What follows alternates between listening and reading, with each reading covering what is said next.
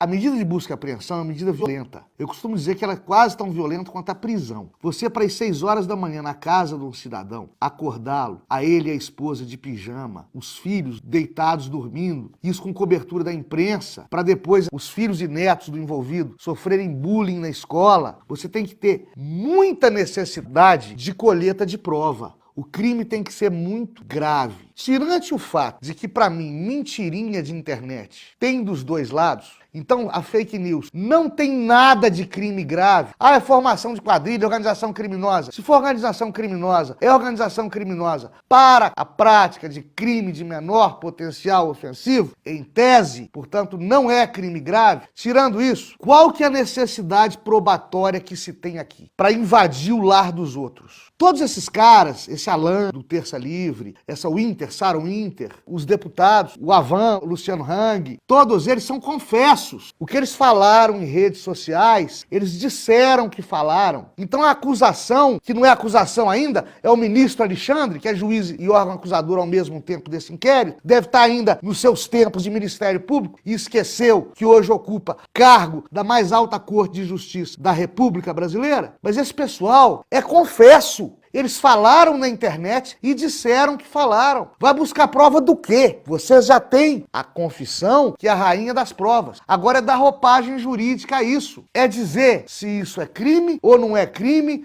e se for crime, qual crime é. Mas isso agora é com o Ministério Público, ministro Alexandre. Não dá para bancar juiz inquisidor, não. Eu não imaginaria que nós chegaríamos a isso. Tem hora que me dá saudade. Olha só, me dá saudade do ministro Joaquim Barbosa. Olha que nível chegamos. Você não consegue conceber, no mundo jurídico, um juiz proativo na colheita da prova, coisa que em raríssimos casos se admite. E qualquer operário do direito avisa isso para vocês. É raríssimo você ver um juiz tomando iniciativa probatória. É um caso em 1000 e tem que ser super justificado. Segundo, confundindo alhos com bugalhos. Pode ter tido crime contra a honra, mas não é fake news, não é notícia, não é fato mentiroso. É versão da opinião sobre o fato. E terceiro, são fatos incontroversos. É igual o programa Entretanto, do Dr. Renato Zup. Eu tô falando o que eu tô falando e assino embaixo. Não precisa provar que eu falei. Eu falei, não é montagem. Isso com áudio, o vídeo, o registro da mídia captado da internet, um perito em laboratório descobre se teve montagem ou não. E por fim, o maior absurdo de todos. A espécie de censura prévia. Que com essa medida, as pessoas passam a tomar mais cuidado com o que postam e dizem na internet, e isso aparentemente é bom, mas por outro lado atemoriza quem segue os influenciadores e marqueteiros digitais e formadores de opinião do lado do presidente da República. Torna desigual o jogo político, equivale à censura prévia, fere o direito à livre manifestação do pensamento, ministro Alexandre. Mas não sou eu que diz isso, não. Quem diz isso é um autor craque em direito constitucional que eu gosto muito. Ele falou isso aqui em 2004. A manifestação do pensamento é livre e garantida em nível constitucional, não aludindo à censura prévia e os absurdos porventura ocorridos no exercício indevido da manifestação do pensamento são passíveis de exame e apreciação pelo Poder Judiciário, ou seja, análise ponderada dos limites da livre manifestação do pensamento que passa longe de buscar e apreender computador de gente honesta às 6 horas da manhã na casa deles. Esse autor aqui, craque, diz mais: a liberdade de expressão e de manifestação do pensamento não pode sofrer nenhum tipo de limitação prévia no tocante à censura de natureza política, ideológica ou artística. Você sabe quem escreveu isso, gente?